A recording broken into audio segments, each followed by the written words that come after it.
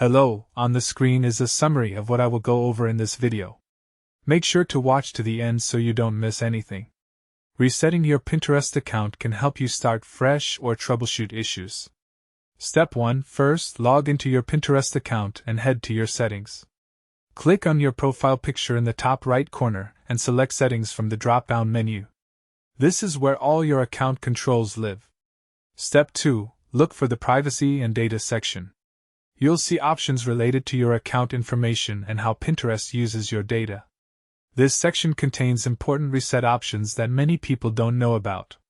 Step 3. Find the option to clear your activity and search history. Pinterest tracks everything you do, and clearing this gives you a clean slate. You can select what time frame to clear, from the last week all the way to everything. Step 4. If you want a deeper reset, look for the option to deactivate or delete your account temporarily.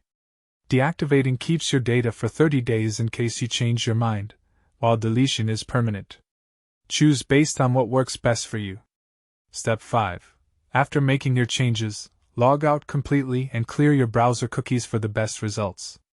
This ensures Pinterest starts fresh when you log back in.